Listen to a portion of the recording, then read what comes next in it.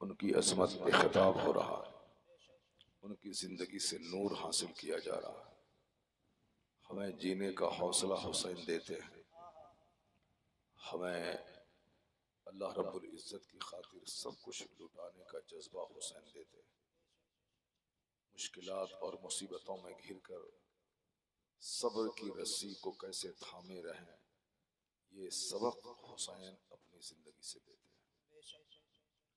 वक्त पड़े तो अपनी गर्दन कटा के दीन कैसे बचाया जाए, ये जज्बा इमाम आली मकाम देते हैं। जो लोग अल्लाह की राह में गर्दनें कटा देते हैं, कुरान कहता है कि उन्हें मुर्दा मत कहो, वो जिंदा है। तो इमाम आली मकाम मुर्दा नहीं बल्कि वो जिंदा है। जब वो जिंदा है तो जिंदों का तीजा कैसा, जब वो जिंदा है तो जिंदों का 40वां कैसा। तीजा तो उसका होता है, मेरा बाप मरे तो मैं तीजा करता हूँ, मेरा बाप मरे तो मैं 40वां करता हूँ। और हुसैन आजम का तीजा कैसा, तीजा करे वह जिसका हुसैन मर गया, 40वां करे वह जिसका हुसैन मर गया। हमारा हुसैन जिंदा है, इसलिए हम तीजा नहीं मनाते, हम हुसैन की शहादत की याद मनाते हैं। हम हुसैन आजम की अजमत का चर्चा करते हैं, हम हुसैन आजम की जिंदगी से नूर हासिल करते हैं। इमाम आली मकाम का नाम हमें मोटिवेशन देता है, इमाम हुसैन के नाम से हमें जिंदगी मिलती है। हुसैन आजम जिंदा है, जिंदा से जिंदगी मिलती है। और Hussain Azam is the greatest martyr of mankind. एक बहुत बड़े पढ़े लिखे स्कॉलर ने कहा है कि हुसैन मुसलमानों की नहीं बल्कि सारी दुनिया इंसानियत के शहीद आजम है, पूरे मानव संसार के शहीद आजम है।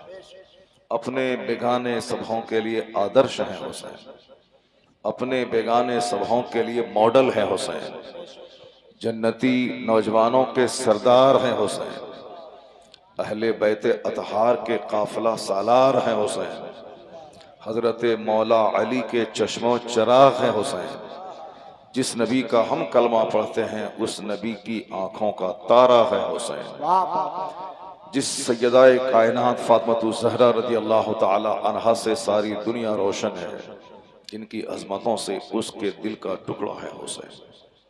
हुसैन आजम बता गए कि कैसे बातिलों से दबा नहीं जाता है, कैसे 22,000 के बीच में अपना सर फख्र से ऊंचा किया जाता है। वो बता गए कि घिघिया के जिंदगी की भीख नहीं मांगी जाती है, बल्कि दुश्मनों की आंखों में आंखें डालकर जिया जाता है। तो जिसने जुल्म किया वो आज मर गया, और जिसने सब्र किया वो आज जिंदा है। आज हुसैन सब्र करने के बाद जिंदा है, हुसैन अपनी गर्दन कटाने के बाद भी जिंदा है। हुसैन की लाश को घोड़े की टापों से रौंद दिया गया, मगर हुसैन आज जिंदा है। हर घर में जिंदा है हुसैन, हर दिल में जिंदा है हुसैन, हर सीने में जिंदा है हुसैन। हुसैन जिंदा है, आज सारी दुनिया में रोशनी है, ये हुसैन की दी हुई। आज हम काफिरों के बीच में भी शान से जी रहे हैं, ये जीने का जज्बा देता है हुसैन। जालिमों का अंजाम तबाही है, ये कहते हैं हुसैन। जुल्म मिटने के लिए ही दुनिया में आया है, ये बताते हैं हुसैन। वरना जिसने मैदान करबला में 22,000 की फौज जमा कर दी, जिसने हुसैन के घर वालों को शहीद कर दिया, आज उनका खुतबा हर घर में पढ़ा जाना चाहिए था कि वो जंग जीत गए। मगर आज यजीद की कब्र पे एक बंदा नहीं जाता है, मगर हुसैन की कब्र पे करोड़ों लोगों की हाजिरी हो रही है। यजीद नाम का एक फर्द किसी समाज में मौजूद नहीं है, मगर हुसैन नाम के करोड़ों लोग मुस्लिम समाज में मौजूद हैं। यजीद की फातिहा किसी घर में नहीं होती है, मगर हुसैन आजम की फातिहा घर घर में हो रही है। यह इस बात की दलील है कि जुल्म में मर गया और सब्र जिंदा है। बातिल दब गया और हक आज भी जिंदा है। इसका मतलब है कि जंग सिर्फ दुश्मनों को मार के नहीं जीता जाता है, बल्कि हक की खातिर कट के भी जंग जीता जाता है। हुसैन आजम फिलॉसफी ऑफ लाइफ का नाम है। हुसैन आजम फलसफे हयात का नाम। कुरान करीम एक थ्योरी है, हुसैन आजम उसकी चलती फिरती तफसीर का नाम। मुस्तफ़ा जान रहमत ने कहा था कि मैं तुम्हारे दरमियान दो चीजें छोड़ के जा रहा हूं, एक कुरान अल्लाह का कलाम और एक दूसरी चीज मेरी अहले बैत। इन दोनों को मजबूती से थामे रखना। लन तदिल्लु, you will not go astray, तुम गुमराह नहीं होगे अगर तुमने कुरान को मजबूती से पकड़े रखा। जो लोग फिक्शन पढ़ते हैं वो गुमराह हो सकते हैं, जो लोग नॉवेल पढ़ते हैं वो गुमराह हो सकते हैं, जो लोग सिर्फ फिजिक्स और केमिस्ट्री पढ़ते हैं वो गुमराह हो सकते हैं, जो लोग सिर्फ बायोलॉजी और एस्ट्रोलॉजी पढ़ते हैं वो गुमराह हो सकते हैं, जो लोग सिर्फ मैथ और इंग्लिश पढ़ते हैं वो गुमराह हो सकते हैं, जो लोग सिर्फ अखबार पढ़ते हैं वो गुमराह हो सकते हैं। और आज की तारीख में बेशुमार लोग सिर्फ फेसबुक चला के गुमराह हो गए, सिर्फ व्हाट्सएप चला के गुमराह हो गए। बेशुमार लोगों की जिंदगी तबाह हो गई सिर्फ व्हाट्सएप यूट्यूब चला चला कर। 16 साल का एक जवान 35 साल की लड़की से की मोहब्बत में गिरफ्तार होकर अपनी जिंदगी बर्बाद कर डाला सिर्फ स्मार्ट मोबाइल चलाने की वजह से। 25 साल की एक खूबसूरत खातून वो सिर्फ मोबाइल चला चला कर एक 60 साल बूढ़े को दिल दे बैठी और अपनी जिंदगी तबाह बर्बाद कर डाली। वह नौजवान जिसे डीएम बनना था वो चपरासी भी नहीं बना, सिर्फ गली कूचे की एक लड़की का आशिक और दीवाना बन के अपनी जिंदगी तबाह बर्बाद कर दी। वह लोग जो सिर्फ फेसबुक से चिपके रहते, वह लोग जो सिर्फ व्हाट्सएप से चिपके रहते, वह लोग जो 24 घंटे सिर्फ स्मार्ट मोबाइल चलाते रहते, वह लोग जो 3-3 घंटे सिर्फ फिल्म हॉल में बैठे रहते, उनकी जवानी भी जाती है, उनकी सेहत भी जाती है, उनका मुस्तकबिल भी खतरे में पड़ जाता है, उनके माँ बाप की नाक भी कट जाती है। बेशुमार बच्चे जिसे पीएचडी की डिग्री हासिल करना था, बेशुमार नौजवान जिसे समाज का शुभचिंतक बनना था, बेशुमार नौजवान जिसे डीएम बनना था, जिसे आईपीएस ऑफिसर बनना था, जिसे बैरिस्टर बनना था, जिसे समाज का लॉयर बनना था, जिसे समाज का बहुत बड़ा मालदार बनना था, जिसे एलन मस्क को पीछे छोड़ना था, जिसे मुकेश अंबानी को पीछे छोड़ना था, जिसे बिल गेट्स को पीछे छोड़ना था, वो समाज के दरिद्र बन के रह गए, वो समाज के भिखारी बन के रह गए। जिस लड़की को कनीज़े फातिमा बनना था, अपनी गोद से मौला अली का गुलाम पैदा करना था, जिस लड़की को गुलामी हुसैन दुनिया को देना था, जिस लड़की को गुलामी हसन दुनिया को देना था, जो लड़की फातिमा ज़हरा की कनीज बनकर समाज का सुधारक दुनिया को देती, वो अपनी इज्जत, अपनी आबरू, अपना मुस्तकबिल सब कुछ तबाह कर डाली। इस मोबाइल ने सब कुछ बर्बाद करके रख दिया। बरेली शरीफ के आसपास सारे लोगों को मालूम है कि कितने वारदात हो रहे हैं। मुस्लिम घर में पैदा हो गए मगर जज्बात में बहकर अपनी जिंदगी तबाह कर डाली, उसको जनाजे की नमाज तक मुयस्सर नहीं हुई। मुस्लिम समाज में उसकी लाश कुत्ते की लाश के बराबर भी मुसलमानों की निगाहों में इज्जत हासिल नहीं कर पाई। इसका मतलब है कि जज्बात पे कंट्रोल चाहिए। बिला वजह व्हाट्सएप का इस्तेमाल न हो, बिला वजह फेसबुक का इस्तेमाल न हो, बिला वजह इंस्टाग्राम का इस्तेमाल न हो। तबाह हो बर्बाद हो गए लोग, जिंदगियां तबाह हो रही है, माँ बाप की आबरू मिट्टी में मिल रही है। तो मगर हुजूर ने क्या कहा था? मैं कुरान छोड़ के जा रहा हूं, इसे मजबूती से पकड़े रहना। कुरान छोड़ के जा रहा हूं, इसे दांत से पकड़ के रखना। मैं अपने अहले बैत को छोड़ के जा रहा हूं, इसकी जिंदगी से लाइट और नूर हासिल करना। अगर दुनिया के लोग तबाही से बचना चाहते हैं, अगर दुनिया के लोग बर्बादी से बचना चाहते हैं, उसे साइंस, फिजिक्स, केमिस्ट्री का दामन नहीं थामना होगा, उसे कुरान करीम का दामन थामना होगा। कुरान करीम का मुताला करना होगा, कुरान करीम का मुताला करना होगा। कुरान पाक अनवारो तजल्लियात का भंडार है। कुरान पाक तारीकी से निकालता है, कुरान पाक अनवार और तजल्लियात की तरफ ले जाता है। कुरान पढ़ने वाला कभी खसारे में नहीं रहता, कुरान पढ़ने वाला कभी अंधेरे में नहीं रहता। जो सच्चे ढंग से दिल से कुरान पढ़े वो कभी खुदकुशी नहीं करता, क्योंकि कुरान का वर्क कहता है वमन यतवक्कल अलल्लाह फहुव हस्बुह, जो अल्लाह पे भरोसा करता है अल्लाह उसके लिए काफी हो जाता है। कुरान पाक पर भरोसा करने वाला वो रोजी की फिक्र में मारे मारे नहीं फिरता है। खुदकुशी करे वो जो बेंगलोर का इंजीनियर है, जो इंजीनियरिंग पढ़ता है कुरान नहीं पढ़ता है। खुदकुशी करे वो दिल्ली का आईएएस ऑफिसर टीएम, जो आईएएस ऑफिसर बनने के लिए हजारों किताबें पढ़ता है मगर कुरान नहीं पढ़ता है। खुदकुशी करे वो कोई मस्जिद का मौलवी जो कुरान पाक को ज़बानी पढ़ता है मगर कुरान पाक को दिल से नहीं पढ़ता है। वरना कुरान पढ़ने वाला कहीं खुदकुशी करेगा?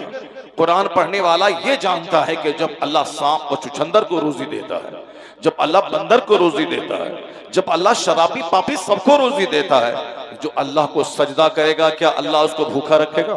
जो दीन का काम करेगा क्या वो भूखा मरेगा?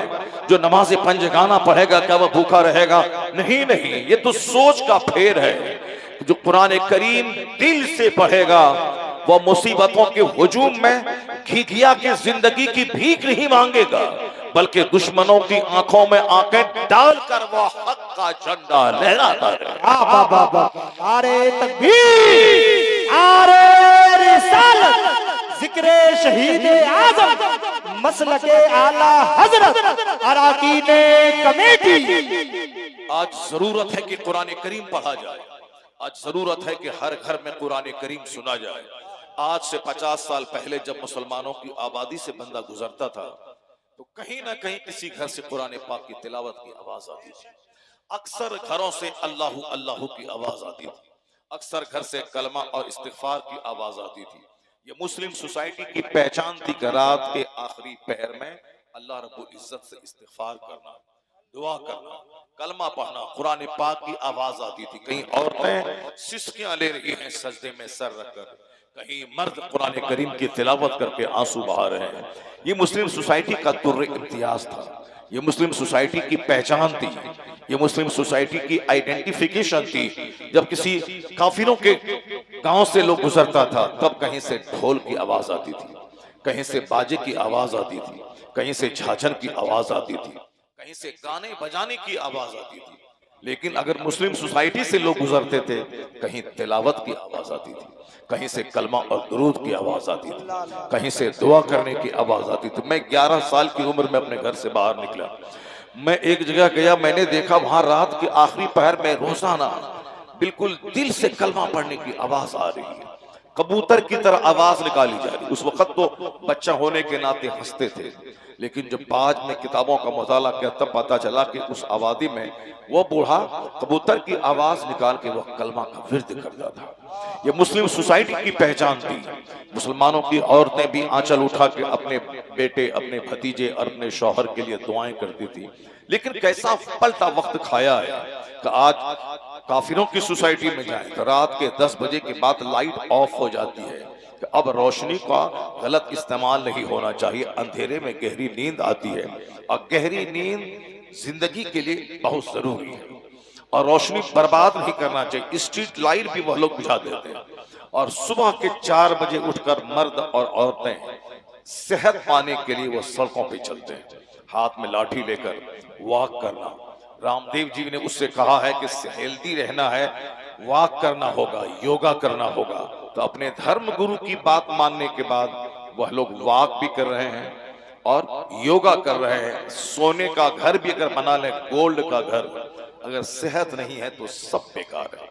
अगर हमारे दरवाजे पर 50 करोड़ की कार मौजूद रहे लेकिन अगर तंदुरुस्ती नहीं है तो वह कारें राह का ढेर है। जिंदगी का मजा असल में तंदुरुस्ती से है।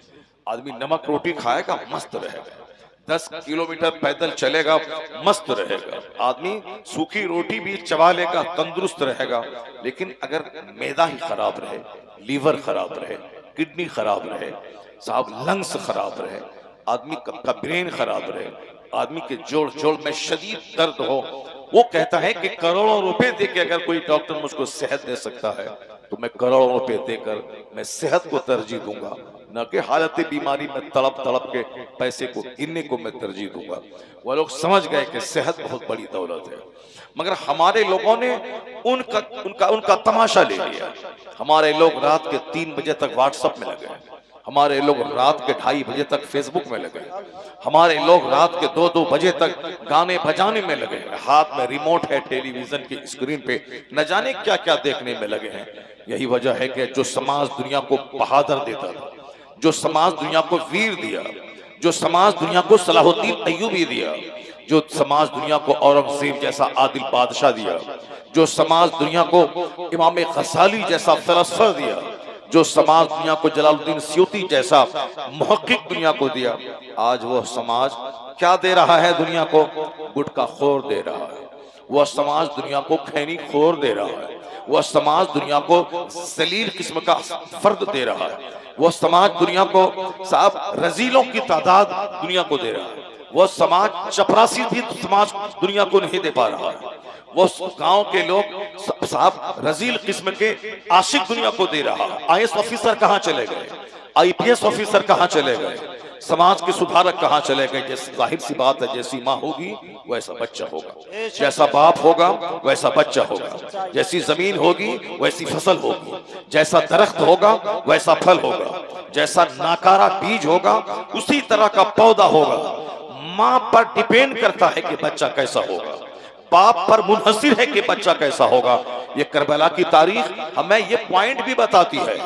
माँ ऐसी जबरदस्त थी जो कभी जबान पे शिकवा का लफ्ज नहीं लाया। माँ ऐसी जबरदस्त थी जो सुबह से लेकर शाम तक मकसद हयात की तकमील इबादत इलाही में लगी रहती थी। शौहर की खिदमत करती थी, अपने बाल बच्चे को पालती थी, और फिर रात में फुर्सत का वक्त मिले जब सारी दुनिया में सन्नाटा छाया हुआ रहे, इशा की नमाज के बाद नफल के लिए इबादत में खड़ी हो जाती, सजदे में झुक जाती। कभी एक सजदे में सुबह हो रही है, कभी एक क़याम एक रकात में सुबह हो रही है। माँ इसी लाजवाब रात सजदे में गुजर रही है, दिन शौहर की खिदमत और खुदा की इबादत में गुजर रही है। और बाप ऐसा लाजवाब है कि जो की रोटी खा रहे हैं, 40 केजी की तलवार उठा रहे हैं, दुश्मनों के बीच घिर के एक झाड़ के शेर की तरह दुश्मनों पे गरज और बरस रहे हैं। मजहब इस्लाम की तबलीग का जबरदस्त रोल अदा कर रहे हैं। बाप ऐसा लाजवाब जो भूखे रहने के बावजूद दुश्मनों पे आफत बन के टूट रहे हैं। बहरे तस्लीम में अली मैदान में सर झुके रहते हैं तलवारों के। आला हजरत कहते हैं कि मौला अली मुश्किल कुशा शेर खुदा, जिनको सलाम करने के लिए मैदान जंग में तलवारों का सर झुका रहता था, वो बहादुरों के सरदार मौला अली, मुश्किल कुशा मौला अली भूखे रहते हैं, नमाज़े पंजगाना अदा कर रहे हैं, रात में लंबा क़याम कर रहे हैं, दिन में जिहाद कर रहे हैं।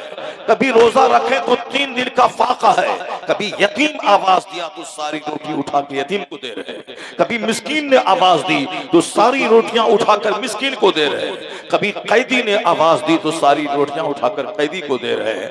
यूफूना बिन नज़्र, ये वो घर वाले हैं जो नजरें पूरी करते हैं। वयुतइमूना ताम अला हुब्बिही यतीमों व मिस्कीनों व असीरा, यह लोग खाना खिलाते हैं, कभी यतीम, मिस्कीन और कैदी को। खाना खिलाने के बाद ये नहीं कहते हैं कि लफ्ज़े थैंक्स बोलो, लफ्ज़े शुक्रिया बोलो, मैंने रोटी खिलाई है तो मेरा शुक्रिया अदा करो। नहीं नहीं, ला युरीदून मिनकुम जज़ा, वो कहते हैं कि मैं तुमसे शुक्रिया नहीं चाहता, लफ्ज़े थैंक्स तेरी ज़बान से नहीं सुनना चाहता, मैं इस नेकी का अज्र सिर्फ खुदा वाहिद से मैं लेना चाहता हूँ। ला नुरीदु मिनकुम जज़ाअन वला शुकुरा, मैं तुमसे इस रोटी का कोई बदला नहीं मांगता, मैं तुमसे इसका कोई लफ्ज़ शुक्रिया तेरी जबान से नहीं सुनना चाहता। मैंने जो कुछ किया है फाका करके तुझको खिलाया है, इसका बदला सिर्फ रब्बे करीम से मैं चाहता हूँ, सिर्फ मैं खुदा वाहिद से चाहता हूँ। 3 दिन का फाका करके यतीम, मिस्किन और कैदी को पालने वाला, खुद पेट पर पत्थर बांधे और खुद गरीबों को खाना खिलाए, ये वह लोग थे जो अखलाक के धनी थे, जिनको देखकर सजदा करने का सलीका मिलता था, जिनको देखकर खिदमत खल्क का जज्बा मिलता था। इसलिए मुस्तफ़ा ने कहा था कि मैं 2 चीजें छोड़ के जा रहा हूँ, कुरान और अहले बैत। कुरान में पढ़ना और उस पढ़ी हुई चीजों को प्रैक्टिकल में मुस्तफ़ा के घर वालों में देख लेना। कुरान ने कहा नमाज पढ़ो, तो नमाज रात भर कैसे पढ़ी जाती है ये मुस्तफा के घर वाले ने बता दिया। कुरान ने कहा सब्र करो, और सब्र कैसे किया जाता है ये मुस्तफा के घर वाले ने बता दिया। कुरान ने कहा खुदा की राह में जिहाद करो, सब कुछ लुटा के कैसे जिहाद किया जाता है ये मुस्तफा के घर वाले ने बता दिया। कुरान ने कहा वो कोई जिंदगी है जो जिंदगी रब के नाम न की जाए, असल में जिंदगी वो है जो खुदा के नाम कर दी जाए। ये कुरान करीम ने थ्योरी दिया, और इस थ्योरी को प्रैक्टिकल में मुस्तफा के शहजादे अली, मुस्तफा के शहजादे हसन और हुसैन ने ये करके बता दिया। कुरान थ्योरी है, अहले बैत अतार प्रैक्टिकल है।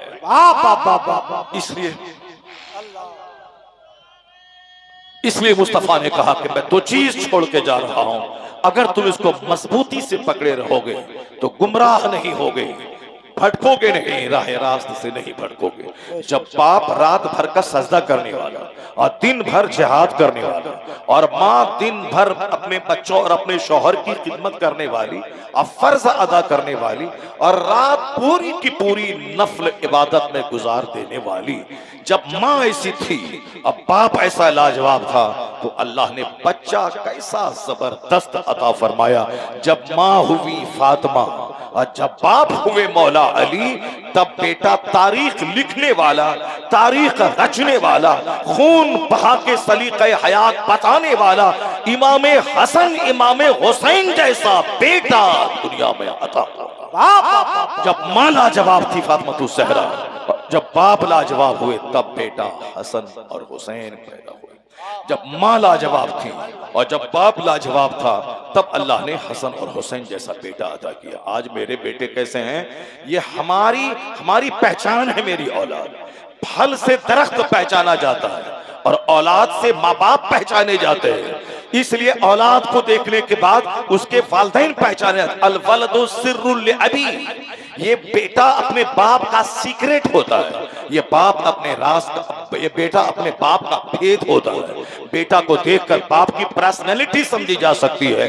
इसलिए आज मौला अली को समझने के लिए दुनिया हुसैन आजम की जिंदगी देख रही है। जब बेटा वीर ऐसा है तो बाप मौला अली की क्वालिटीज में कैसे बंदा डूबेगा। जब बेटा लाजवाब है, बाप भी लाजवाब है, बेटा लाजवाब है, माँ लाजवाब है। इसलिए एक कौम में मुस्लिम सिर्फ ढोल बजा के मत रह जाना, सिर्फ अलम निकाल के मत रह जाना, सिर्फ फर्जी करबला निकाल के मत रह जाना, सिर्फ फर्जी इमाम बाड़ा बना के मत रह जाना। करबला की कहानी ये फर्जी करबला की कहानी नहीं है, ये फर्जी इमाम बाड़ी की कहानी नहीं है, ये ढोल बाजे की कहानी नहीं है, ये अलम शद्दे की कहानी नहीं है, ये गाने बजाने की कहानी नहीं है, ये ढोल और मातम की कहानी नहीं है। करबला की कहानी नूर की कहानी है, करबला की कहानी रोशनी की कहानी है, करबला की कहानी ब्रेवरी सीखने की कहानी है, करबला की कहानी हिम्मत और हौसला और जज्बा लेने की कहानी है। करबला की कहानी मातम की कहानी नहीं है, हुसैन आजम से जज्बे शहादत सीखने की कहानी। जिंदाबाद जिंदाबाद। बुरा हो उस खबीस और मरदूद का जिसने वाक़े करबला को सिर्फ सीना कोबी का वाक़या बना दिया। बुरा हो उस खबीस और मरदूद का जिसने इस इमाम आली मकाम की शहादत के वाक़ये को खेल और तमाशा बना दिया। अल्लाह उसे क़यामत के दिन माफ नहीं करेगा जो मरदूद इमाम हुसैन की कहानी को वह साहब ढोल की कहानी बना दिया, बाजे की कहानी बना दिया, उसे ताजे की कहानी बना दिया, उसे काफिरों के बुत की तरह तस्वीर बनाकर घुमा घुमा कर पैसा वसूल करके शराब पीने की कहानी बना दिया। इमाम हुसैन की कहानी शरीयत की कहानी, सुन्नत की कहानी, इमाम हुसैन की कहानी शहादत की कहानी, साफ लफ्जों में शरीयत बचाने की, जहालत मिटाने की कहानी। जहालत मिटाने की कहानी है इमाम हुसैन की कहानी। मुहर्रम की 10 तारीख को ढोल नहीं बजाया जाएगा, मुहर्रम की 10 तारीख को हुसैन आजम के जिक्र की महफिल मुनक़िद की जाएगी, हुसैन आजम और उनके घर वालों की कहानी बयान की जाएगी। मुहर्रम की 10 तारीख को कसम खाया जाएगा कि हम मुस्लिम समाज में जहालत को कभी पिनपने नहीं देंगे, मुस्लिम समाज में हम कभी इल्लिटरेसी को फरोग देने नहीं देंगे, मुस्लिम समाज में किसी ढोल बाजे के लिए कोई जगह नहीं है, मुस्लिम समाज में नाच और गाने के लिए कोई जगह नहीं है, मुस्लिम समाज में सीना पीटने और मातम करने की कोई जगह नहीं है। इस्लाम मजहब है नमाज और रोजे सिखाने वाला, इस्लाम मजहब है हज और ज़कात का पैगाम देने वाला, इस्लाम मजहब है खिदमत खल्क की तालीम देने वाला, इस्लाम मजहब है अपने पड़ोसी से हुस्न सुलूक का पैगाम देने वाला, इस्लाम मजहब है मानवता का पैगाम दुनिया को देने वाला। तो हमें मातम करके चूड़ी पहन के घर में नहीं बैठना है, बल्कि हर 10 तारीख को आंखों में बिल्कुल शहादत का जज्बा लेके कहना है हुसैन ने तलवारों के साए में सजदा नहीं छोड़ा, अब मैं एयर कंडीशन मस्जिद में सजदा नहीं छोड़ूंगा, मैं नमाज़े पंजगाना नहीं छोड़ूंगा। कसम खा ले कि जब मेरा इमाम 22,000 तलवारों के हुजूम में सजदा किया तो मैं अपने घर को सजदे से भर दूंगा, मैं अपने मोहल्ले की मस्जिद को सजदे से भर दूंगा, मैं अपनी खानका को सजदों से भर दूंगा। हुसैन की कहानी रोने की कहानी नहीं, हुसैन की कहानी जिंदगी हासिल करने की कहानी। बाबा नारे तकबीर, नारे रिसालत, जिक्रे शहीदे आज़म। किसने इसे रोने की कहानी बना दिया, किसने इसे मातम की कहानी बना दिया? हमने तरदीद उसकी की है जो मुहर्रम को मातम की कहानी बना दिया, जिसने मुहर्रमुल हराम को औरतों की तरह रोने की कहानी बना दिया, जिसने मुहर्रमुल हराम को काफिलाना रस्म रिवाज मुस्लिम सोसाइटी में लाने की कहानी बना दिया। हमारा त्योहार ईद आता है, ईद का त्योहार रोजाना 5 नमाज है, ईद के दिन 6 नमाज है, ईद के दिन 6 नमाज है। यह है मेरा फेस्टिवल। त्योहार आता है तो सजदा बढ़ जाता है, त्योहार आता है तो नमाज बढ़ जाती है। एक रास्ते से जाओ अल्लाह अकबर कहता हुआ, दूसरे रास्ते से आओ अल्लाह अकबर ला इलाहा इल्लल्लाह वल्लाहु अकबर वलिल्लाहिल हम्द, ताकि सारी गलियां सदाए तकबीर से गूंज जाए, सारी गलियां सदाए तकबीर से गूंज जाए। ये मेरा त्योहार है। वह दूसरों का त्योहार क्या है? अपने हाथ से कुछ बनाना, उसको कुछ घुमाना, फिर ले जाके उसको दरिया में डाल देना। उसका त्योहार क्या है? चंदा करना, शराब पीना, नाचना गाना, चंद रिकॉर्डिंग बजा देना, फिर उसके बाद दूसरों को तकलीफ देना, ले जाके नदी में फेंक देना। ये दूसरों का त्योहार है कि त्योहार के नाम पे ड्रामा, त्योहार के नाम पे डांस, त्योहार के नाम पे दूसरों को तकलीफ, त्योहार के नाम पे औरतों की इज्जत से खिलवाड़, त्योहार के नाम पे बेहयाई, त्योहार के नाम पे बेशर्मी, त्योहार के नाम पे उछल कूद, ये उनका त्योहार है। लोग कहते थे ईद देखो रोजाना 5 नमाज, ईद के दिन 6 नमाज। लोग कहते हैं बकरीद देखो रोजाना 5 नमाज, बकरीद के दिन 6 नमाज। एक नमाज अलग से वाजिब हो गई, अब सजदा बढ़ गया। तो ईदगाह जाने से पहले सदका फित्र निकाल दे, गरीबों के चूल्हे जलने का ख्याल कर दे। सिर्फ तू ही सभी खा के ईदगाह मत जा, गरीबों को भी खाने का मौका दे दे। तो मेरा त्योहार खैरात बढ़ा देता है, मेरा फेस्टिवल चैरिटी बढ़ा देता है, मेरा फेस्टिवल गरीबों का एहसास बढ़ा देता है, मेरा फेस्टिवल फ्रेटरनिटी ब्रदरहुड चैरिटी बढ़ा देता है। तो हम त्योहार के दिन खैरात बढ़ा देते हैं, सजदा बढ़ा देते हैं। 1 लाख का बकरा खरीदा, उस गोश्त के 3 हिस्से करते हैं, एक हिस्सा अपने घर में, एक अपने दोस्त अहबाब में, एक गरीबों और मिस्किनों में। जो गरीब कभी जिंदगी में 1 लाख के बकरे का गोश्त नहीं खाता हो, वो बकरीद के दिन खा ले, क्योंकि आज गोश्त खाकर फ्रीज में बचा के मुहर्रम तक ले जाने का दिन नहीं है। आज तो अल्लाह के नाम पे जानवरों का खून बहाकर या गोश्त अल्लाह की तरफ से एक तोहफा, एक गिफ्ट है, उस गिफ्ट के खुद खाने और दूसरों को खिलाने का दिन है, और जमा करके रखने का दिन नहीं है। तो मेरा त्योहार कुर्बानी बढ़ा देता है, मेरा त्योहार सजदा बढ़ा देता है, मेरा त्योहार खैरात बढ़ा देता है। तो हमारे त्योहार में डांस कहाँ है? हमारे त्योहार में ढोल कहाँ है? हमारे त्योहार में नाच कहाँ है? हमारे त्योहार में डीजे कहाँ है? हमारे त्योहार में प्योरिटी है, हमारे त्योहार में पाकीज़गी है। औरतें ईदगाह पे नहीं जाएंगी इसलिए कि वह ईद बकरीद की नमाज ना पढ़े, वह घर में रहे। औरतें जुमा की नमाज के लिए मस्जिद नहीं जाएंगी, क्योंकि उनका पर्दे में रहकर ज़ोहर पढ़ लेना जुमा पढ़ने से बेहतर है। औरतें ईद बकरीद पढ़ने नहीं जाएंगी, उनका पर्दे में रहना ईद बकरीद की नमाज पढ़ने से ज्यादा जरूरी है। तो पर्दा में रखने के लिए औरतों पे ईद बकरीद वाजिब नहीं है, पर्दा में रखवाने के लिए इसे जुमा की नमाज इस पर फर्ज नहीं है। जब जुमा की नमाज इस पर फर्ज नहीं है, जो जुमा का दिन हफ्ता दिनों की ईद का दिन है, जो जुमा की नमाज हफ्ता दिनों की बड़ी नमाज है, वो नमाज मर्द पढ़े। जिस पर जुमा फर्ज है वह 3 दिन लगातार नमाज ना पढ़े तो उसका दिल मरने लगता है, उसके दिल पे गफलत का ताला लगने लगता है। औरतें साल का सारी जिंदगी नमाज ना पढ़े, वो उस पर जुमा की नमाज फर्ज नहीं है, वो अपने घर में रहे। ये बता दीजिए लीजिए कि जब औरतों पे जुमा फर्ज नहीं हुआ पर्दे की वजह से कि वह जोहर पढ़े जुमा नहीं पढ़े, वो अपने घर में चास इशराक पढ़ लें, वो ईद बकरीद नहीं पढ़े, तो फिर किस त्योहार ने बता दिया कि ताजिया के जुलूस में औरतें शामिल हो जाए?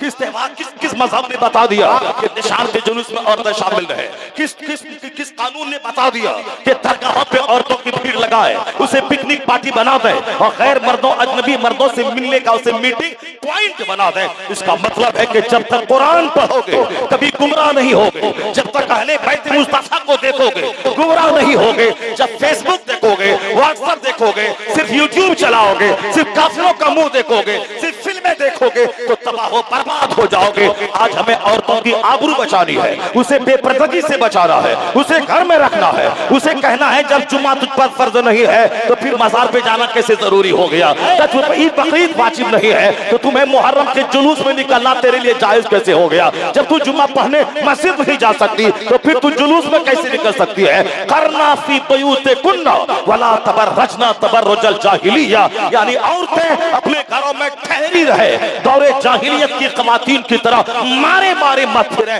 आज जितना फितना है दुनिया में, ज़िना का फितना, बलात्कार का फितना, बदनिकाही का फितना, औरतों के किडनैप का फितना, औरतों से ज़िना करने का फितना, ये सारा फितना सिर्फ बेपर्दगी की वजह से, बेहयाई की वजह से, बेशर्मी की वजह से, औरतों के बाहर मारे मारे फिरने की वजह से इस्लाम पैगाम देता है कि औरतों घर में ठहरी रहो, अपनी इज्जत की हिफाजत करो, कोई कोर्ट कचहरी कोई नहीं रहे, औरतें पर्दे में रहे, ज़िना का खात्मा हो जाएगा, बेशर्मी का खात्मा हो जाएगा। बाबा नारे तकबीर, नारे रिसालत, जिक्रे शहीद आज़म, सरजमीने खतोला नूरी नगर। इमाम हुसैन रज़ी अल्लाह तआला अन्हु की कहानी हौसले की कहानी है, सेंटीमेंट की कहानी है, मुसीबतों के बीच में घिर के सब्र करने की कहानी है। अब जरा गौर से सुनिए, मैं सिर्फ वाकयात की रोशनी में दो चार बातें आप तक कहना चाहता हूँ। अहले बैत अतहार ने क्या किया है और हमें क्या करना चाहिए। कुरान करीम की एक आयत में मैंने तिलावत की, उसका मफहूम मैं बता देता हूँ कि वाकयात बयान करना मकसद होता है या वाकयात के पेट से जो नसीहत मिलती है, असल में मकसद वो नसीहत है, वो नसीहत है। अकीमी सलात ले ज़िक्री, मुझको याद मेरे जिक्र के लिए नमाज कायम करो। नमाज की सूरत है खड़ा होना, नमाज की सूरत है रुकू में जाना, नमाज की सूरत है सजदे में जाना, नमाज की ज़ाहिरी शक्ल है कादे में रहना, नमाज सलाम करने के बाद नमाज मुकम्मल हो जाती है। ये क़याम, ये रुकू, ये सुजूद, ये क़ुऊद, ये सारी चीज़ें नमाज की ज़ाहिरी शक्ल है। और ये नमाज है क्यों?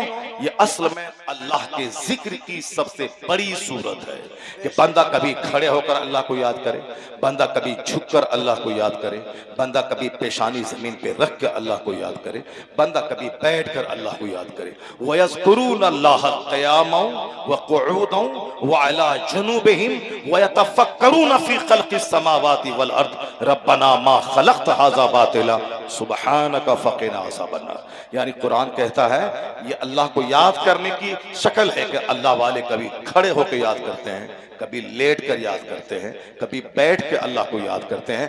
मकसद है अल्लाह का जिक्र करना, मकसद है अल्लाह को याद करना। नमाज की ज़ाहिरी शक्ल है, उसकी रूह है तवज्जुह इल्लल्लाह, सारी दुनिया से कट कर खुदा का हो जाना।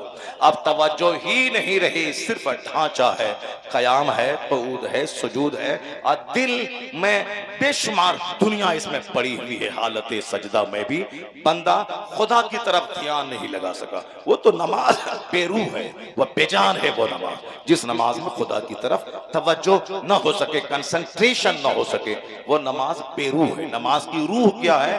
तवज्जो इल्लल्लाह। नमाज की रूह क्या है? सारी दुनिया से कट के खुदा का हो जाना। नमाज की रूह है जिक्र इलाही की सबसे बड़ी सूरत, सबसे बड़ी शक्ल ये नमाज है।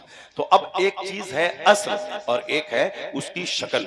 उसी तरह से एक कहानी है, उस कहानी से पैगाम क्या मिलता है। जैसे कुरान करीम में आप देख लें, कुरान करीम में एक सूरह यूसुफ के पहले अल्लाह ने कहा, मैं बेहतरीन कहानी तुमको सुनाऊंगा। नहनो नकुस्सु अलैका अहसनल क़सस, हम एक कहानी तुमको कहते। कौन कहता है? अल्लाह तबारक व तआला कह रहा, अल्लाह कह रहा मैं कहानी तुमसे बयान करता हूँ। नहनो नकुस्सु अलैका अहसनल क़सस, द बेस्ट स्टोरी, मैं सबसे अच्छी कहानी बयान करता हूँ। अब वो पूरी कहानी क्या है? जनाब याकूब अलैहिस्सलाम का चहीता साहबजादा हजरत यूसुफ अलैहिस्सलाम, उनके दूसरे भाइयों को थोड़ी सी एलर्जी थी कि बाप की मोहब्बत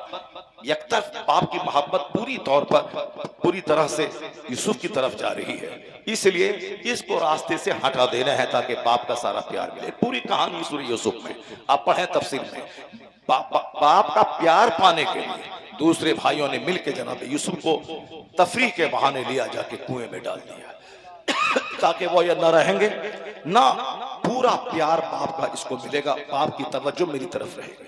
आने वाला काफला वाला आया, कुएं के करीब जब पानी लेने के लिए डोल डाला तो उस डोल को जनाब यूसुफ ने पकड़ लिया और जब डोल बाहर निकालने वाला तो देखा खूबसूरत शहजादा है, उसको लिया, काफले में आया, मिस्र के बाजार में जनाब यूसुफ को बेचा। बादशाह मिस्र ने उसे खरीदा, उसके घर में चले गए। वहां जनाब यूसुफ अलैहिस्सलाम कितने हसीन थे, दुनिया का आधा हुस्न अल्लाह ने उनको अता फरमा दिया। कहा जाता है जनाब यूसुफ अलैहिस्सलाम के हुस्न को देखकर जनाब जुलेखा जो अजीज मिस्र की बीवी थी वो बेकाबू हो गई, नहीं उससे रहा गया। वो जनाब यूसुफ को लुभाना चाहिए मगर अल्लाह ने जनाब यूसुफ को बचाया।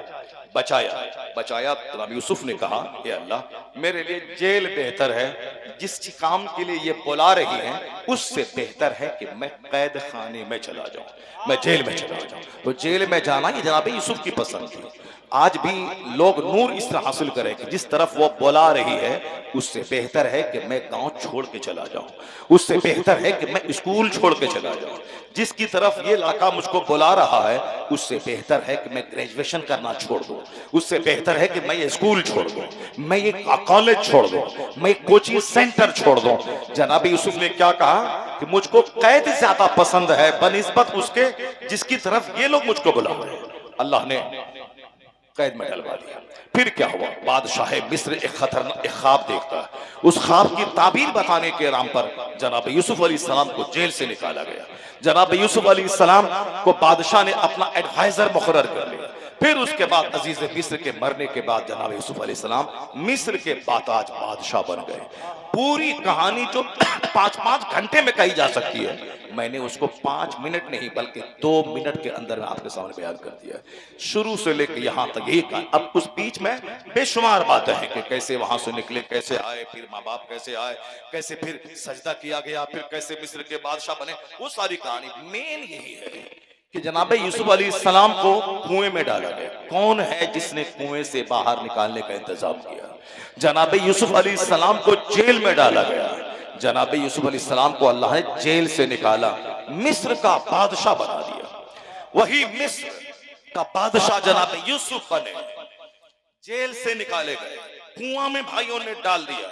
भाइयों ने कपड़े में खून लगा के कहा कि अब्बा भेड़िया खा गया जनाब यूसुफ को।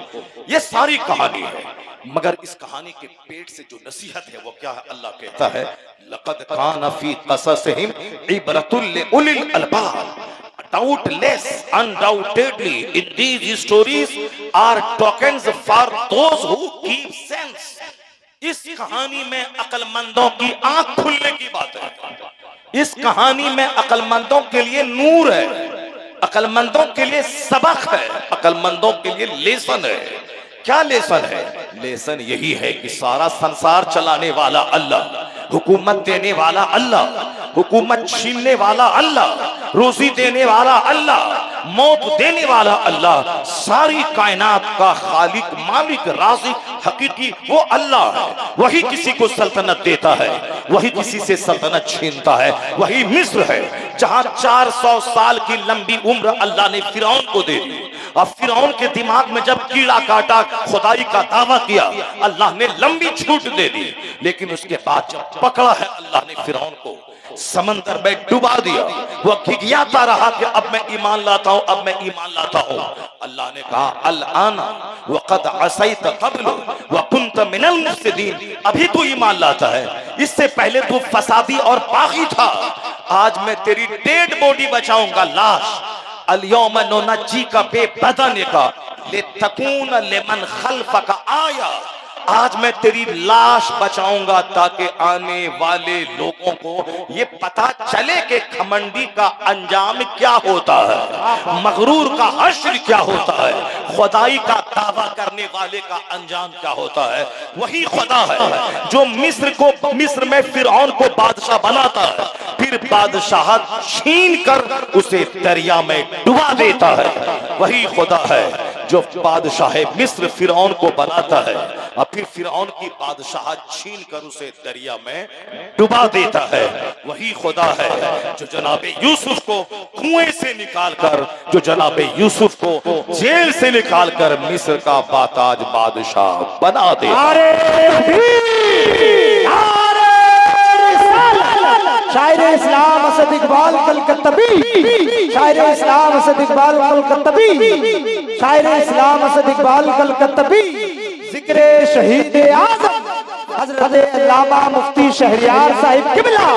इश्क मोहब्बत, इश्क मोहब्बत। करीब करीब आकर बैठ जाइए, बैठ जाएं सारे लोग, बैठ जाएं। देखें शायर बारगाह ताजुश शरिया आशिक़े आला हजरत जनाब असद इकबाल साहब की आमद हो गई और आप इनसे बहुत सारी बातें सुनेंगे। जो चीज़ें नस्र की सूरत में बयान की जाती हैं उन्हीं पैगामात को नज़्म की सूरत में जनाब असद इकबाल साहब बयान करते हैं। माशाअल्लाह हमको इनका एक शेर आजकल बड़ा पसंद आ रहा है, सुन्नी का वहाबी से कोई मेल नहीं है, ये मसलक है रजा का कोई खेल नहीं है। ये सारी बातें आप असद भाई से आप सुनेंगे इंशाअल्लाहुल करीम। पहले कुछ पैगाम मुझसे सुन लें, बस गौर से इस पॉइंट को आप सुन लें। कुरान शरीफ ने क्या कहा, इस कहानी में अक्लमंदों की आंख खुलने की बात है। क्या आंख खुलने की बात है? वही खुदा है जो जनाबे यूसुफ को कभी कुएं से निकालता है, वही खुदा है जो जनाबे यूसुफ को जेल से निकालता है और मिस्र की बादशाहत के तख्त पे बैठा देता है। वही खुदा है जो मिस्र की बादशाहत फिरौन की छीन लेता है और उसे दरिया में डुबा के मार डालता है। वही खुदा है जिसे चाहता है हुकूमत देता है और जिससे चाहता है छीन लेता है। कुलिल्लाहुम्मा मालिकल मुल्क तूतिल मुल्क मन तशा व तनज़िउल मुल्क मिम्मन तशा व तुइज़्ज़ु मन तशा व तुज़िल्लु मन तशा बियदिकल खैर इन्नका अला कुल्लि शैइन कदीर। सारे बादशाहों का बादशाह है वो खुदा जिसे चाहता है हुकूमत देता है और जिससे चाहता है छीन लेता है। इस अकीदे इस्लामी पे जिसकी नजर रहेगी वो कभी नर्वस नहीं होगा किसी बादशाह के कुर्सी पे बैठने, आतंक मचाने और फिर जुल्म और नाइंसाफी फैलाने पर। वो वक्ती तौर पर सब्र करेगा। आंधी जब चलती है तो बहादुर आंधी से सीना तान के मुकाबला नहीं करता है, बहादुर झुक जाता है कि आंधी वक्ती है, खत्म हो जाएगी। ये दरख्त झुक झुक के फिर खड़ा हो जाता है। आंधी है, खत्म हो जाएगी। ये तूफान है, खत्म हो जाएगा, फिर उसके बाद ये सीधा हो जाएगा। तो जो भी जुल्म की आंधी आज चल रही है हिंद में या बैरून हिंद में, फिलिस्तीन में या जहां कहीं भी, इंसान अक्लमंद वही है जो खामोश हो जाए, अक्लमंद वही है जो सब्र कर ले, अक्लमंद वही है जो थोड़ा सा झुक जाए और वेट करे कि आंधी खत्म हो जाएगी, दरख्त फिर सीधा हो जाएगा। आंधी खत्म हो जाएगी फिर मैं सीधा हो जाऊंगा। कौन जुल्म रहा है? न यजीद का वो सितम रहा, न वो जुल्म इब्ने ज़ियाद का जो रहा, तो ना हुसैन का जिसे जिंदा रखती है करबला। आज यजीद जिंदा नहीं है, आज इब्ने ज़ियाद जिंदा नहीं है, आज अमर इब्ने साद जिंदा नहीं है, आज खोली बिन यजीद जिंदा नहीं है, आज शिम्र मरदूद जिंदा नहीं है। जिंदा है कौन? अली असगर जिंदा है, अली अकबर जिंदा है, हजरत अब्बास जिंदा है, हबीब बिन मज़ाहिर जिंदा है, इब्ने हुसैन जिंदा है, इमाम हसन जिंदा है, इमाम हुसैन जिंदा है। पता ये चला सब्र जिंदा है, जुल्म मर चुका है। सब्र जिंदा है, जुल्म मर चुका है। ये हमेशा कयामत तक का फार्मूला है। कि जुल्म मरने के लिए ही आया है, आज सब्र जिंदा रहने के लिए आया है। आज नमरूद जिंदा नहीं है, आज इब्राहिम अलैहिस्सलाम जिंदा है। आज फिरौन जिंदा नहीं है, आज मूसा अलैहिस्सलाम जिंदा है। आज अबू जहल जिंदा नहीं है, आज पैगंबर आजम मुस्तफा जाने रहमत अलैहिस्सलाम जिंदा है। आज यजीद जिंदा नहीं, आज हुसैन जिंदा है। जुल्म जिंदा नहीं है, आज सब्र जिंदा है, ताकि सारी दुनिया जुल्म से बाज आ जाए, आतंक से बाज आ जाए, सारी दुनिया अत्याचार से बाज आ जाए, दूसरों को सताने से बाज आ जाए। दुनिया में उस वक्त सुकून मिलता है जब दुनिया में अदल कायम हो, दुनिया में इंसाफ कायम हो, दुनिया में सदाकत कायम हो। दुनिया में पैसा बढ़ जाने से सुकून नहीं मिलता, दुनिया में अदल बढ़ने से सुकून मिलता है, सच्चाई बढ़ने से सुकून मिलता है, सदाकत बढ़ने से सुकून मिलता है। यही सारा पैगाम इमाम आली मकाम की जिंदगी से सारी इंसानियत को मिल रहा है। एक जाहिरी शक्ल है कहानी, और उस कहानी के पेट से क्या पैगाम मिलता है, असल में है मग़ज़ है वो। इस कहानी के बतन से सबक क्या मिलता है, जाहिरी कहानी है। आका अलैहिस्सलाम के विसाल के बाद हज़रत सिद्दीक़ अकबर खलीफा बने, पहले खलीफा। 2 साल तक आपने खिलाफत की बागडोर संभाली और बिल्कुल हुस्न इंतजाम के साथ आपने काम किया, मजहब इस्लाम को कहीं से कमजोर नहीं होने दिया। 2 साल के बाद आपका विसाल हो गया। हजरत उमर फारूक आज़म रज़ी अल्लाह तआला अन्हु उस गद्दी को संभाला, दूसरे खलीफा बने आप। उन्होंने 10 साल तक हुकूमत की, शान से हुकूमत की। उनके दौर में रूम फतह हुआ, जनाब फारूक आज़म रज़ी अल्लाह अन्हु के ज़माने में ईरान फतह हुआ। यह 2 महाशक्तियां थी अपने अहद अपने ज़माने की, यह दोनों सरनिगो हो गई। अब उसके बाद कोई कैसर नहीं पैदा हुआ, फिर कोई किसरा नहीं पैदा हुआ। जनाबे फारूक आजम के जमाने में दोनों महाशक्तियां जेर हो गई, इस्लाम का दबदबा और गलबा पैदा हो गया। 10 साल के बाद फारूक आजम शहीद हो गए। हजरत उस्मान गनी 12 साल तक उस खिलाफत की बागडोर को आपने संभाला। 12 साल में बहुत काम किया। मुत्तकियों के इमाम उस्मान गनी, साहिब हिजरतैन उस्मान गनी, मुस्तफा जाने रहमत की 2 शहजादियां जिसके निकाह में जुन्नूरैन उस्मान गनी, वह जुन्नूरैन भी हैं, साहिब हिजरतैन भी हैं, और फिर सखी भी हैं। माल दौलत लोग कमाते हैं अपने बाल बच्चों के सुख के लिए, हजरत उस्मान गनी ने माल सारा कमाया सिर्फ दीन मतीन की खिदमत के लिए। यही वजह है कि उस्मान के साथ लफ्ज़े गनी लग गया है। क़यामत तक जब जब उस्मान बोला जाएगा, लफ्ज़े गनी बोला जाएगा। लैसल ग़िना अन कसरतिल अर्द वलाकिन्नल ग़िना ग़िना नफ्स। असल में मालदारी मालो दौलत की बहुतात और फरावानी की वजह से नहीं होती, असल में मालदारी दिल की मालदारी है। हजरत उस्मान गनी शहीद हो जाते हैं। उनकी शहादत के बाद हजरत मौला अली ने उस गद्दी को संभाला। 6 साल तक आपने इंतहाई सलीका बंदी और हिकमत के साथ चंद छोटे मोटे वाकयात और मुश्किलात के बावजूद आपने सब्र की रस्सी को मजबूती से थामे रखा।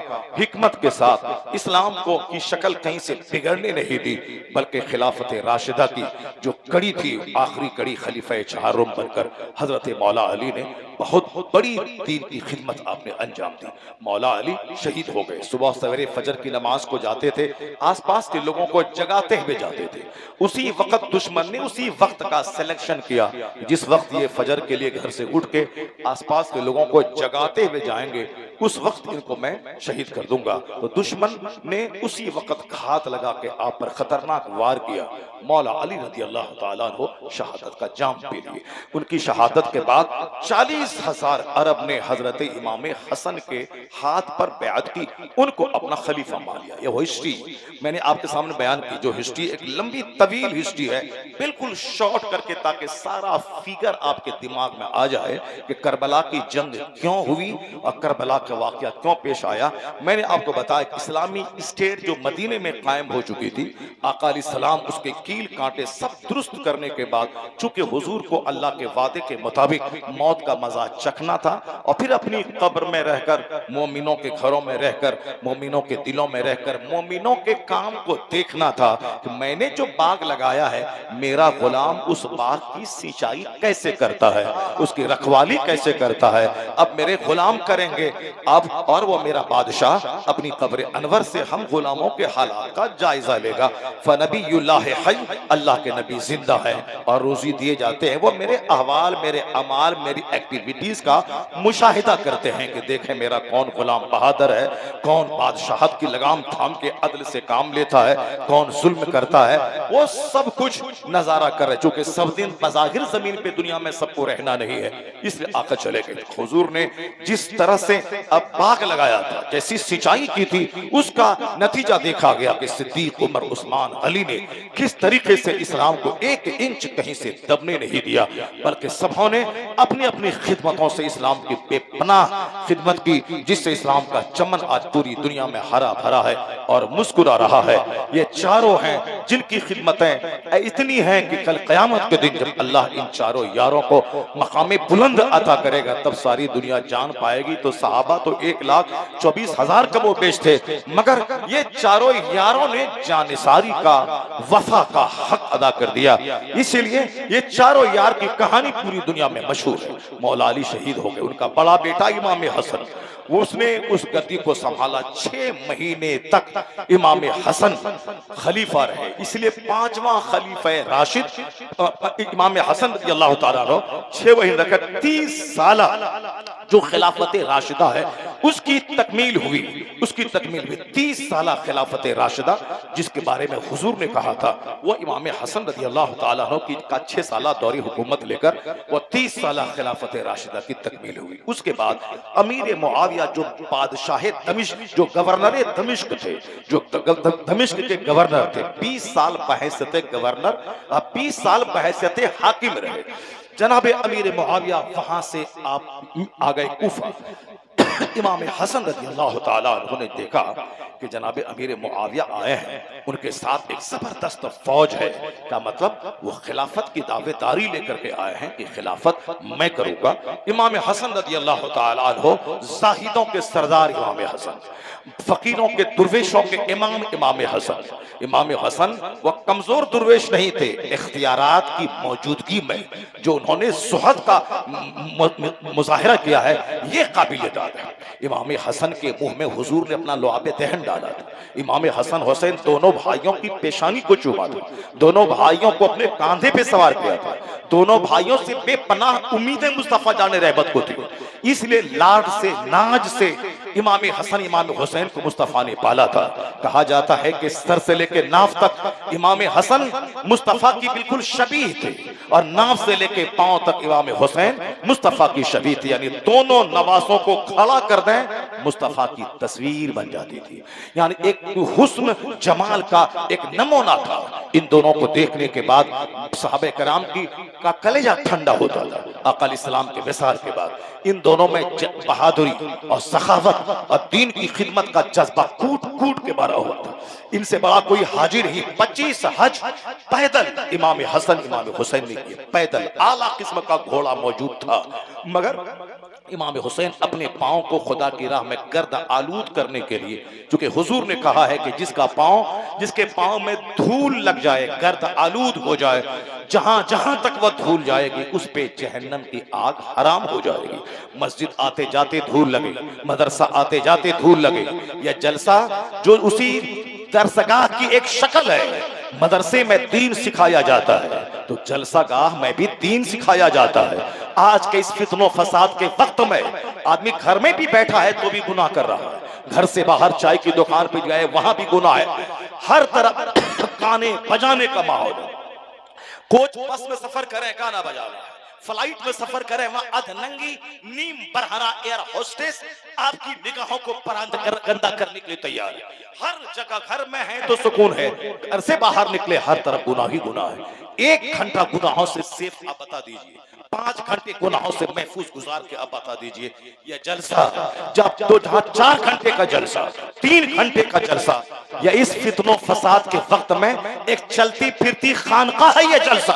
आज अगर 3 घंटे से आप बैठे हुए हैं, जबान गुनाहों से सेफ है, आंख गुनाहों से सेफ है, कान गुनाहों से सेफ है। आप बता दें कि आज कान में गुनाहों की आवाज, आंख में गुनाहों के नजारे, जबान पे गुनाह वाली बोलियां। लेकिन जब तक इस जलसे में आप बैठे हैं 4 घंटे 2 घंटे तक, ये ऐसी खानकाह है जहां जबान भी गुनाहों से महफूज है, जहां आंख भी गुनाहों से महफूज है, जहां कान भी गुनाहों से महफूज है। जो कहते हैं जलसा कराने से क्या होगा, उसको पता चलेगा कयामत के दिन, जहां एक एक नेकी के लिए बंदा तरसेगा, एक एक नेकी के लिए बंदा तड़पेगा।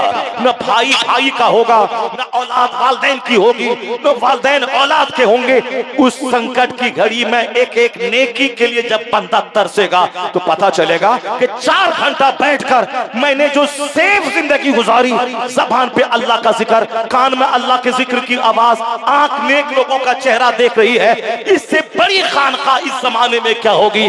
पता चलेगा काश मेरी जिंदगी का अक्सर वक्त इसी दीनी मजलिसों में गुजरा होता तो बख्शिश का जरिया हो जाता। ये जलसा तमाशा नहीं है, ये जलसा खेल नहीं है जो आप कहते हैं कि जलसा कराने से क्या फायदा होगा। फिर कल कोई बोलेगा जब मौलाना बनने से क्या फायदा होगा, मदरसा चलाने से क्या फायदा होगा, हज में 5 लाख खर्च करने से क्या फायदा होगा, कुर्बानी में 1 लाख का बकरा लेने से क्या फायदा होगा। यानी जबान को बेलगाम छोड़ेंगे तो इसी तरह शिर्क और कुफ्र और गुनाहे कबीरा की तरफ बढ़ते चले जाएंगे। इसलिए जबान को लगाम दीजिए, अपनी फिक्र को लगाम दीजिए और ये जानिए कि अल्लाह के जिक्र की महफिल की फजीलत हदीस में आई है।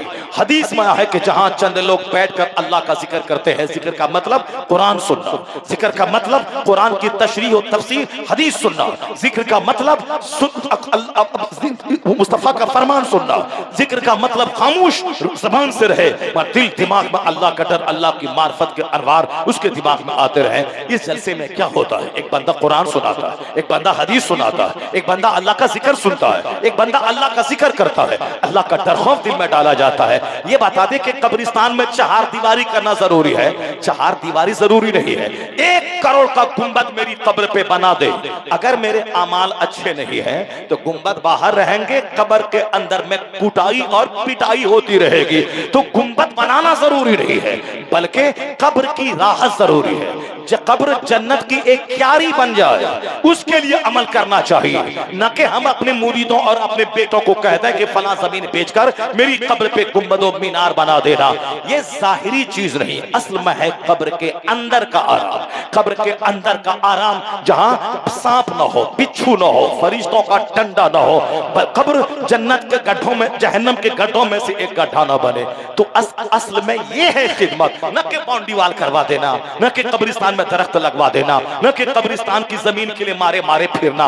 कब्रिस्तान के लिए मत फिर, कब्र के अंदर जो तेरा होगा उसके लिए फिक्र कर। कब्र में नूर होगा उसकी कब्र में जो जिक्र करेगा अल्लाह का, जो नमाज पढ़ेगा, जो रोजा रखेगा, जो हज व ज़कात फराइज़ व वाजिबात को वक्तों पे अदा करेगा, जो जिक्र इलाही करेगा। फिर बज़ाहिर गुंबद लेके बैठेगा, अंदर में कुटाई हो रही है, तब क्या करेगा? बेहतर था कि एक गुंबद न रहे, न कब्र पे एक ईंट लगी रहे, न कब्र ऊंची रहे और अंदर में जन्नत की क्यारी है। वह कब्र वही कब्र है जो काबिले रश्क है कि बज़ाहिर वीरानियत का नजारा है, अंदर में जन्नत की बहार है। इस पर इस्लाम जोर देता है, कैरेक्टर पे जोर देता है। वरना बहुत सारे फकीर, बहुत सारे नकली पीर, जाली पीर वह गुंबद बनवाते हैं कि मेरे मरने के बाद यह गुंबद बनेगा, और अमाल ऐसे हैं कि अंदर में जो कब्र है वह जहन्नम के गड्ढों में से एक गड्ढा बन जाएगा। यह जलसा जिक्र इलाही की एक सूरत है, यह जलसा बुजुर्गाने दीन की जिंदगी को सुनने का एक जरिया है, यह जलसा बदअमली से बचने का एक प्लेटफॉर्म है, यह जलसा एक चलता फिरता मदरसा है। मदरसे में 10 साल तक 1000 किताबें पढ़ी जाती हैं, उस 1000 किताबों का निचोड़ 1 घंटे के अंदर में जलसे में लोगों के सामने बयान किया जाता है। आप भी 1 घंटे से मेरी तकरीर सुन रहे हो, 1 सेकंड भी तुम कहीं से निकाल दे कि तुम्हारी तकरीर 1 सेकंड भी दीन से हटकर है, कुरान हदीस की सदाकत और सच्चाई से हटके है, 1 सेकंड आप नहीं निकाल पाएंगे। एक एक जुमला मुर्दा दिलों को जिंदा करने का एक जरिया है, एक एक जुमला हमें ख्वाबे गफलत से जगाने का एक जरिया है। इसलिए जलसा को बुरा कहने वाला किस कदर निगेटिव सेंस रखता है, मदरसा को बुरा कहने वाला वाला किस कदर निगेटिव सेंस रखता है। मैं कॉलेज में पढ़ा, मैं डीएम बन गया, 5 लाख महीना कमाया, 25 करोड़ का घर बनाया, 25 करोड़ की गाड़ी पे मैं चला, 80 साल की उम्र में रिटायर होने के बाद मैं तड़प तड़प के मैं मर गया, चला गया कब्रिस्तान। अब मैं उस दुनिया का मुसाफिर बन गया। ये बता दें कि 25 24 घंटे मुताला करके, 18 घंटे पढ़ के, 25 साल तक मेहनत करके, डीएम बन के, नौकरी करके, महल बना के, कार बना के, कितने दिन तक सुख किया? 70-80 साल, 1 सेकंड है अल्लाह के नजदीक। मरने के बाद जिस दुनिया में गया है, उस दुनिया का एक दिन 50,000 साल के बराबर होगा। असल में इज्जत वहां की, असल में तकलीफ वहां की। इसलिए अपने बाल बच्चों को ये नजरिया हर हाल में उसकी गुट्टी में पिला दीजिए कि बेटा, ला ऐशा इल्ला ऐशुल आखिरा, आराम नहीं है मगर असल में आखिरत का आराम। तकलीफ नहीं है दुनिया में, क्या तकलीफ है? असल तकलीफ जहन्नम की तकलीफ। आज जो मेरा घर उजड़ गया, मेरे बच्चे उजड़ गए, मेरा मुआशरा उजड़ गया, इसीलिए कि मकान की बात है, आखिरत की बात नहीं है। इंजीनियर, डॉक्टर, प्रोफेसर बनने की बात है, जन्नती बनने की बात नहीं है। दुनिया भर की फिजिक्स, केमिस्ट्री है मगर कुरान की बात नहीं है। इसलिए बच्चा डीएम बनने के बाद भी फेलियर है कि मरने के बाद अब वह खरबों साल की आग में जलेगा। अगर वह आखिरत के बारे में नहीं जाना, अगर उसका ईमान नहीं बच पाया, उसकी नमाज नहीं बच पाई, तो 1 साल 2 साल नहीं, यहां तो 18 घंटे मेहनत किया तो 25 साल की नौकरी मिली, लेकिन जहां गया है वहां का एक दिन 50,000 साल के बराबर है। अब वह 7 खरबों साल आग में जलता रहेगा, वहां हमेशा आग में जलेगा, बदन कोयला बनेगा, फिर दूसरा बदन तैयार होगा, फिर उसको आग में तपाया जाएगा। इस हिसाब से दुनिया में सोने का घर हो या मिट्टी का घर, दोनों बराबर है।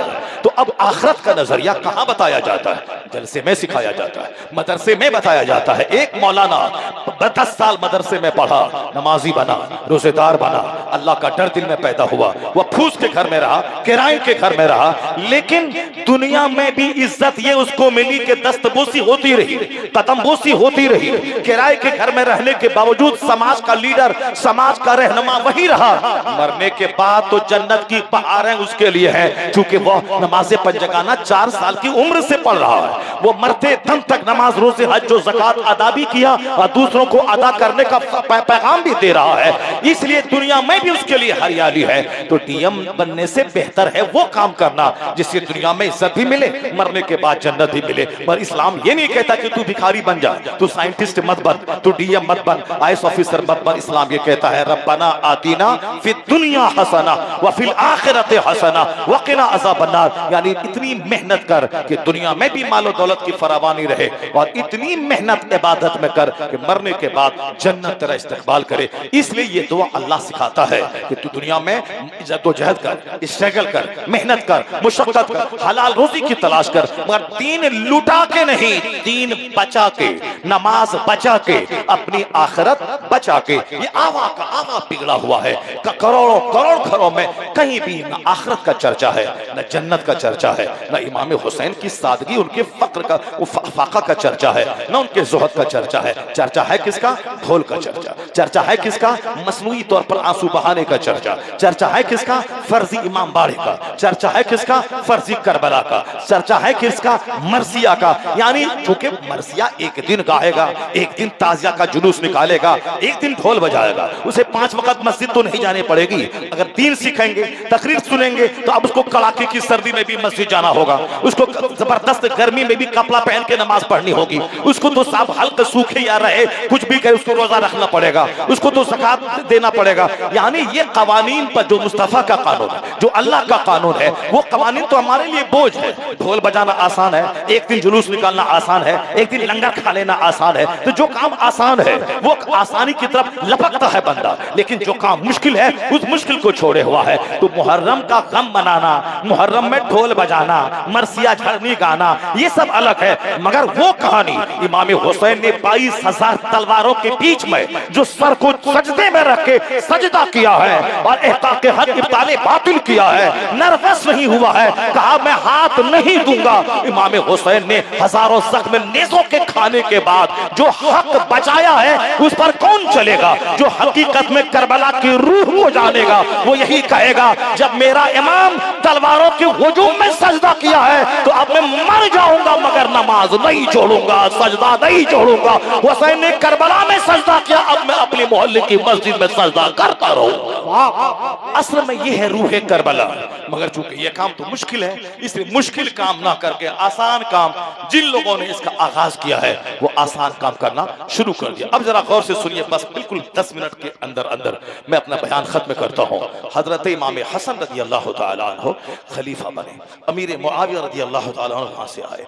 अब वहां पे इमाम हसन अगर चाहते तो 40,000 अरब आपके साथ थे, अमीर मुआविया से लड़ जाते, कहते कि नहीं नहीं मैं बादशाह रहूंगा, मेरा नाना सारी कायनात का बादशाह, मेरा बाप रहा खलीफा, बाप के बाद मैं बनूंगा बादशाह, बादशाहत खिलाफत मेरा हक है। 40,000 अरब को लड़ा देते, कई हजार लोग मर जाते, कट जाते, मगर कुर्सी बचाने के लिए इमाम हसन वो सब काम कर लिए होते। उनकी जगह अगर कोई दूसरा होता ये कदम उठा देता, मगर इमाम हसन की जो तरबियत मुस्तफा ने की थी इसी दिन के लिए किया था। हुजूर ने कहा था इन्ना इब्नी हाजा सय्यदुन लअल्लल्लाह अन युस्लिहा बिही बैन फिअतैन मिनल मुस्लिमीन। हुजूर ने कहा था ये मेरा बेटा हसन, ये मेरा बेटा हसन यानी मेरी बेटी का बेटा हसन। मोहब्बत प्यार से लोग नाती को अपना बेटा कहते हैं। हुजूर कहते थे ये मेरा बेटा हसन सरदार है, ये सरदार है, इसके जरिए अल्लाह दो गरोह में सुलह पैदा कर देगा। इमाम हसन आगे बढ़े, समाज में दो गरोह दोनों आपस में ऐंठने वाला, जिद पे अड़ा रहने वाला, कभी सुलह पैदा नहीं होगी। एक को पहल करना होगा, एक को आगे बढ़ना होगा। इमाम हसन ने वह सीना चौड़ा दिखलाया और अमीर मुआविया से कहा मैं कटने नहीं दूंगा, मैं लोग लाखों को ज़बह होने नहीं दूंगा। अपने अंदाज से बताया मैं मुसलमानों को कटने नहीं दूंगा। आप आए हैं ठीक है, 3 शर्तों के साथ इमाम हसन ने खिलाफत अमीर मुआविया के हवाले कर दिया। गर्दन कटाना आसान है, कुर्सी की कुर्बानी ये मुश्किल है। दुनिया में लोग गर्दन कटा देते हैं, बस सत्ता नहीं छोड़ते हैं, कुर्सी नहीं छोड़ते हैं, मगर इमाम हसन वो नवासा है मुस्तफा का जिसने गर्दन भी कटाई है और कुर्सी की कुर्बानी भी की है। यह सत्ता की कुर्बानी इतनी बड़ी कुर्बानी है कि जो अहले फिक्र है वो जानते हैं इमाम हसन ने बहुत बड़ा बलिदान, बहुत बड़ी कुर्बानी दे दी। आप अमीर 40,000 अरब इनकी तरफ से लड़ने को तैयार है, मगर मुसलमानों में खून रेज जंग से बचाने के लिए एक जाहिद और दुर्वेश की तरह, मुस्तगनी और बेनियाज की तरह इमाम हसन ने शरीयत और सुन्नत पर अमल करते हुए खिलाफत अमीर मुआविया को दे दी, मदीना चले गए। अब एक बात काबिल गौर है, यहाँ मतलब क्या है, जब कभी इस तरह की नौबत आ जाए कि दुनिया को इख्तियार करें या आखिरत को, ऐसे वक्त में इमाम हुसैन और अहले बैत अतहार ने अपने अमल से बता दिया कि दुनिया को त्याग देना है, आखिरत को बचा लेना है। जहां ईमान और कुफ्र की जंग हो, हजार दुनिया का नुकसान हो, सारा नुकसान बंदा उठा ले मगर अपने ईमान का सौदा नहीं करे। मेरी बच्ची घुट्टी में गिरा बांध के रख ले, ये दुनिया का ऐश, दुनिया का आराम, दुनिया का हुस्न, दुनिया की दौलत सब प्रोफेशनल और आरजी और वक्ती है, आज है कल खत्म। बस सिर्फ जज्बात पे कंट्रोल। ईमान जो लड़की मुर्तद बन गई, मरने के बाद अब तो कोई बख्शिश का जरिया नहीं है, अब तो सदा खरबों अरबों महासंखों सदा के लिए आग में जल गई। एक आदमी बेबद अमल है, बेनमाजी है, रोजेदार है, मगर ईमान है, मुसलमान है, नमाज को फर्ज समझता है, नहीं पढ़ता है। 1 लाख साल, 1 करोड़ साल, 1 महीना, 1 दिन, जितना भी अज़ाब जहन्नम हो, अल्लाह ताला एक न एक दिन फजल फरमा के उनके ईमान की वजह से उनको माफ करेगा, जन्नत जाने का एक सहारा है। लेकिन जो कुफ्र की हालत में मरा उसके लिए तो कुछ नहीं है। 50 खरब कुरान करीम खत्म कर दें, 50 करोड़ सोना का पहाड़ खैरात उनकी तरफ से कर दे, एक जर्रा का सवाब उसको नहीं मिलेगा। जो लड़की ने ऐसा कदम उठाया और जिसके 50 टुकड़े करके कुत्तों को खिला दिया गया। अभी अभी मध्य प्रदेश की कहानी है ना, मुसलमान की एक बेटी कॉलेज में पढ़ रही थी, दूसरे गैर मुस्लिम से प्यार हो गया, प्यार होने के बाद उनके पास चली गई, फिर उसने 2-4 महीना उसके जिस्म से को निचोड़ने और उसकी इज्जत से खिलवाड़ करने के बाद इतने टुकड़े कर डाले कि सारे का गोश्त कीमा बना बना के कुत्तों को खिला दिया। 1 महीने के बाद आज पुलिस को पता चला ऐसा ऐसा हुआ है। रोजाना इस तरह के केस आ रहे हैं। अब क्या है, थोड़ा सा सब्र कर ले, थोड़े से सीने पे सब्र का पत्थर रख ले। ऐसा नहीं कि सिर्फ किसी को दिल देने के लिए मैं पैदा हुई हूं या मैं पैदा हुआ हूं, यही एक छोटा सा काम है दुनिया में। ठीक है, ये आशिक मिल गया, कल रोटी नहीं मिलेगी तो क्या करेगा, आशिक का मुंह देख के जिंदा रह जाएगी। नहीं नहीं, दुनिया में बेशुमार गम है, ये एक मामूली सी बात है। इसलिए निगाहों की हिफाजत कर, अपने सीने पे सब्र का पत्थर रख ले। दुनिया जर्रा है, आखिरत मिसले समंदर के मानिंद है। इसलिए अपने तमाम बाल बच्चों को यह बात बता दे। इमाम हसन ने भी वही बताया और आगे मैं बताऊंगा कि इमाम हुसैन ने भी वही बताया कि ये दुनिया एक जर्रे नाचीज है, आखिरत मिसले समंदर के है। और जब दुनिया और आखिरत आपस में टकराने लगे तो दुनिया को थूक देना, आखिरत को गले लगा लेना। इमाम हसन ने कुर्सी की कुर्बानी दे दी, अब दुर्वेश बनकर मदीने में आके जिंदगी गुजारने लगे। कुछ लोगों ने कहा शेम शेम शेम, क्या कहा, शेम शेम शेम। मुझसे ज्यादा आप समझ सकते हैं शेम का क्या मतलब है। मतलब है कि आपने शर्म वाला काम किया है, आपने मुसलमानों की गर्दन झुका दी है, आप आरुल मुस्लिमीन है, मुसलमानों के लिए आर है। क्यों? 40,000 अरब आपकी तरफ से जान देने को तैयार थे, पर आपने बुज़दिली दिखाकर हजरत अमीर मुआविया को आपने खिलाफत दे दी। आप शेम हैं, शेम है। इमाम हसन ने नहीं बोला अरे तू हमको शेम बोलता है, मैं तेरी गर्दन काट दूंगा, मैं अली का बेटा हूं, शेर खुदा का शहजादा हूं, तुम हमको आर बोलता है, मैं तेरी गर्दन काट दूंगा, मार दूंगा। ये तो आजकल के छछले किस्म के लोग, जिसका कोई बड़ा मकसद नहीं, जो रियलिटी को जानता नहीं, जो बिल्कुल सिर्फ एक मक्खी घाव खोजने के लिए बस जरा सा तलाश करे कहां क्या कौन क्या बोला। एक 3 घंटे की तकरीर में 99% बातें जो जिंदगी संवारने की बातें हैं, जो जिंदगी में रोशनी देने वाली बातें हैं, उन सारी बातों को ताक पे रख देना। अब बहुत बड़ा आईएएस ऑफिसर और स्मार्ट बनते हुए बहुत बड़ा सोशल मीडिया में मुनहमिक रहने वाले बहुत बड़े मुहद्दिस, बहुत बड़े फकीह और बहुत बड़े राइटर बनकर एक जुमला की गिरफ्त कर लेना, बड़े मुहक्किक बन गए, बड़े मुहक्किक बन गए हैं। एक जुमला की गिरफ्त कर लेना। आदमी तो बोलता है कभी कभी, अक्सर बातें 70%, 80%, 90% इस तरह की बातें लोग बोल के कहना चाहते हैं कि अक्सर यानी ज्यादातर बातें। फतवा रज़विया में आला हजरत ने लिखा है, अक्सर वो किस्से कहानियां जो मुहर्रमुल हराम के मौके से बयान किए जाते हैं वो सबके मौजू मनगढ़ंत है, उससे बचना चाहिए सुनने से।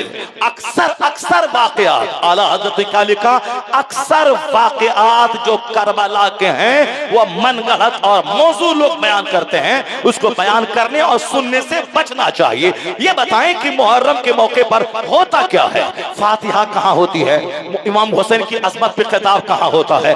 यहाँ 90% बातें जो हो रही हैं, क्या हो रही हैं, फर्जी करबला, फर्जी करबला, फर्जी इमाम बाड़ा, अलम, शद्दे, निशान, ताजिया, दुलदुल, नाचना, गाना, डीजे, ढोल, बाजा और तो बेपर्दा घूमना, ये सब क्या हो रहा है, ये सब सारी खुराफात जो 90%, जिसमें सिर्फ 10% अच्छी बातें हो रही हैं, 90% ये खुराफात हो रहे हैं। बंदा उस पे बोलता है और फिर बंदे का निशाना वो था, यानी वो राफिजी जो अहले बैत अतहार के नाम पे जिन्होंने खुराफात मचाया, जिन्होंने गंदी गंदी बातें की है। हजरत सकीना जवान है, उसको उसकी बेसब्री को साबित करना, सैयदा सुगरा बीमार बच्चा तड़प रही है, ये कोई तारीख की किताबों में मौजूद नहीं है, मगर हाय सुगरा कह के रंग जमाना, हाय सकीना कह के रंग जमाना। कासिम की मंगनी हो रही है, सकीना की मंगनी हो रही है, सुगरा का खत आ रहा है, एक कबूतर आ रहा है, यानी ये शहादत की, इस्तिकामत की, बहादुरी की, अल्लाह की राह पे सब कुछ लुटाने की कहानी को कबूतर की कहानी बना दिया, कबूतर की कहानी बना दिया है, खत की कहानी बना दिया है, मर्सिया की कहानी बना दिया है। और साहब जज्बात में लोगों को भड़काने के लिए हजरत अली असगर के मैदान में लोगों के सामने पानी मांगने की कहानी बना दिया है। ये कहानी सब्र की कहानी, खुददारी की कहानी, गैरत की कहानी, इस्तिकामत की कहानी, हक बचाने के लिए, हक बचाने के लिए गर्दन कटाने की कहानी, यानी जुल्म के सामने सब्र की तारीख रचने की कहानी है। करबला की कहानी लोगों ने किस तरह से चाल फैला दिए जहालत के। असल में मेरा मतमहे नजर, मेरा मकसद था इन राफिजियों, इन शियाओं का, जिनकी मस्जिदें वीरान हैं, जिनके मदरसे उजड़े हुए हैं, जिन्हें खानकाही निज़ाम नहीं, मस्जिदें हैं अजान नहीं होती है, नमाज का पता नहीं, जबकि नमाज पंजगाना के बारे में मुस्तफा ने फरमाया है कि बेनमाजी का हश्र फिरौन के साथ होगा, बेनमाजी का हश्र हारून के साथ होगा, बेनमाजी का हश्र हामान के साथ होगा। यहाँ ना नमाज का सिस्टम, बस पास सारा सिस्टम मातम मातम, सारा सिस्टम मातम में, सारा सिस्टम सीना को भी में चला गया। इस हमने उसकी मजम्मत की है। अहले बैत की मोहब्बत में सुन्नियों ने शियाओं की रिवायतों को कबूल कर लिया, उनकी हिकायतों को कबूल कर लिया, उनकी सारी बातों को कबूल कर लिया। शायरों ने भी, खतीबों ने भी उसी की तरह रंग जमाना, उनकी कहानी बयान करना। मैंने राफिजियों की मजम्मत की है और मेरे पहलो जो सच्चाई से परे उन सिर्फ रंग जमाने के लिए उनकी बातों को ले लिया है, मैंने उसकी मजम्मत की है। उनकी कहानी 99% क्या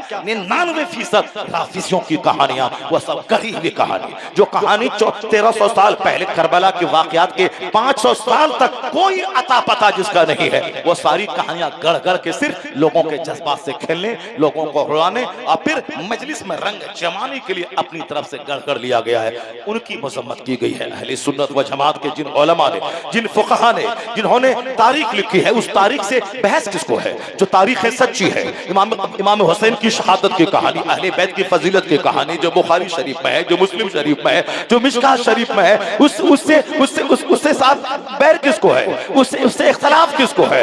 हुजूर ने जो कह दिया पत्थर की लकीर है। इमाम आली मकाम की जिंदगी पे 3-3, 4-4 घंटे तक किताब करने वाला, उसको ये अहले बैत का बाकी कह रहा है। क्या अहले बैत का क्या मतलब है? ढोल बजाना। अहले बैत की मोहब्बत का क्या मतलब है? तू दुल्दुल का ताजिया बनाना। अहले बैत से मोहब्बत का क्या मतलब है? झरनी गाना। अहले बैत का क्या मतलब है? मोहब्बत का कि टोपी पहन के, पगड़ी पहन के साथ जाहिलों के साथ लाठी खेलना। ये अहले बैत अताहार की मोहब्बत का मतलब है। मोहब्बत अहले बैत का मतलब है उनके नक्शे कदम की पैरवी करना, उनके नक्शे कदम की पैरवी करना, उनकी जिंदगी से नूर हासिल करना।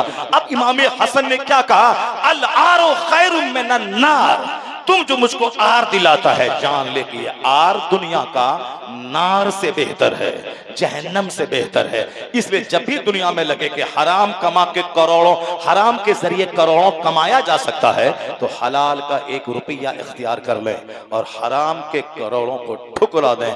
यही हुसैनियत है, यही हसनियत है, यही अहले बैत अताहार का फरमान है। यहाँ सुबह कहीं, शाम कहीं, रात कहीं, दिन कहीं, दोपहर कहीं, शाम कहीं, यानी गिरगिट की तरह रंग बदलने वाला, कभी इधर कभी उधर, कभी उधर कभी इधर, ये रंग बदलने वाला, ये हुसैन का नाम नहीं ले, इमाम हसन का नाम नहीं ले। हुसैन ने कह दिया ये हक है, तो तलवारों के हुजूम तक कहता रहा ये हक है। इमाम हसन ने कह दिया ये हक है, तो फिर कोई दुनिया उसको झुका नहीं पाई। मुनाफिक कभी हुसैन का नाम नहीं ले। हुसैन का नाम वो ले जो हक को मान लिया तो मान लिया, अब जान रहे या जाए, हक की रस्सी को छोड़ा नहीं जाएगा। यही पैगाम हसन है, यही पैगाम हुसैन है। बातिल के सामने सीना सफर रहो, यह तुमसे कह रही है मोहब्बत हुसैन की। इमाम हसन को जहर दिया गया, इमाम हसन शहीद हो गए। हजरत इमाम हुसैन रज़ी अल्लाह तआला अन्हु जब अमीर मुआविया के विसाल के बाद जब उनसे कहा गया कि यजीद की बैअत करें, यजीद आजाद ख्याल है, यजीद बादशाहत की लगाम थामने के बाद फराइज़ वाजिबात का छोड़ने वाला, और उस गद्दी पे जिस गद्दी को सिद्दीक़ अकबर ने, उस्मान गनी ने, मौला अली ने, उमर फारूक आज़म ने, इमाम हसन ने जिसको सींचा है, संवारा है, बचा के रखा है, उस गद्दी को के तकद्दुस को पामाल करना चाहा यजीद ने। यजीद एक फिरौनी मजाज रखता था, वह चाहता था कोई मुझको टोकने वाला नहीं रहे, कोई मुझको समझाने वाला नहीं रहे, मैं जो कुछ भी करूं मुझको कोई टोका टोकी नहीं करे। यजीद बादशाह बन गया अपने बाप अमीर मुआविया के विसाल के बाद।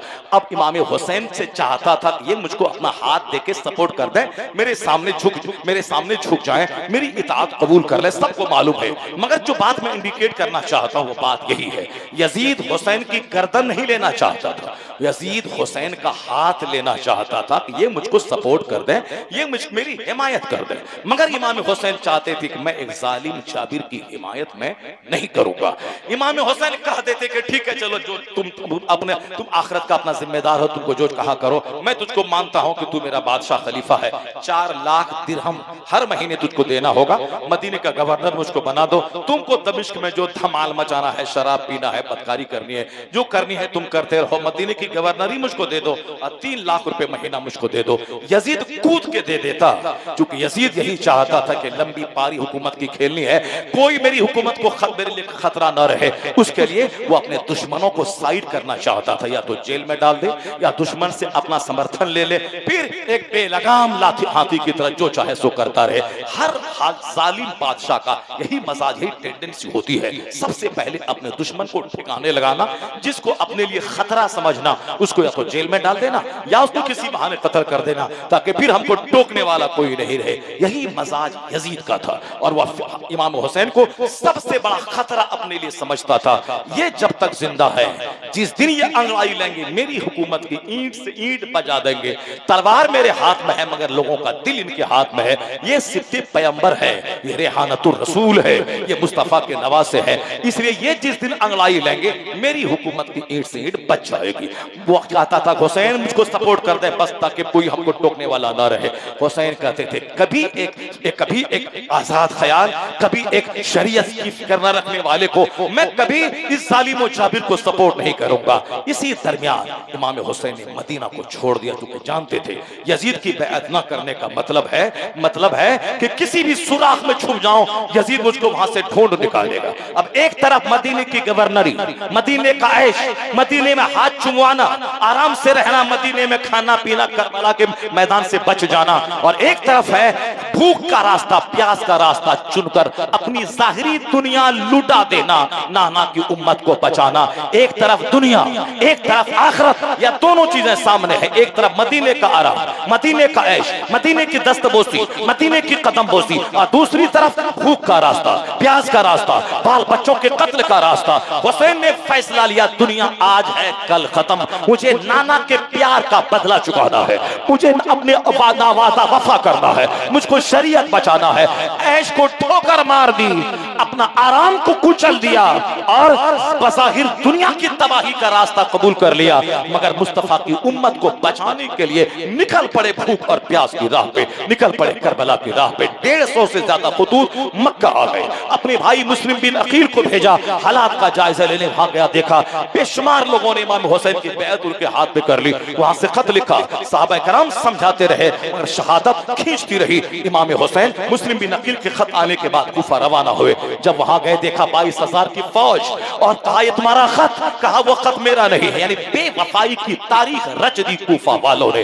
कहा बैअत लीजिए अब, और उसके बाद उसके अलावा कोई रास्ता नहीं। कहा मुझे मदीना वापस जाने दो, कहा नहीं। सरहद इस्लाम पे जाने दो, कहा नहीं। जब कहा फिर क्या करना है, कहा अब हाथ दे दीजिए यजीद को, बस सारा मसला हल हो जाएगा। हुसैन ने कहा नहीं दूंगा हाथ, नहीं दूंगा, फासिक को अपना इमाम नहीं मानूंगा, एक जालिम को अपना रहबर, अपना खलीफा नहीं तस्लीम करूंगा। कहा नहीं तो फिर मौत के लिए तैयार रहे। इमाम हुसैन ने कहा अब तेरी मर्जी में जो आए सो कर। अब यहाँ जंग किस बात की है, जंग है हाथ लेके रहूंगा, और यहाँ जंग है हाथ नहीं दूंगा। अब जीता कौन हारा कौन, बस यही है करबला की जंग। हुसैन ने कहा जालिम को हाथ नहीं दूंगा।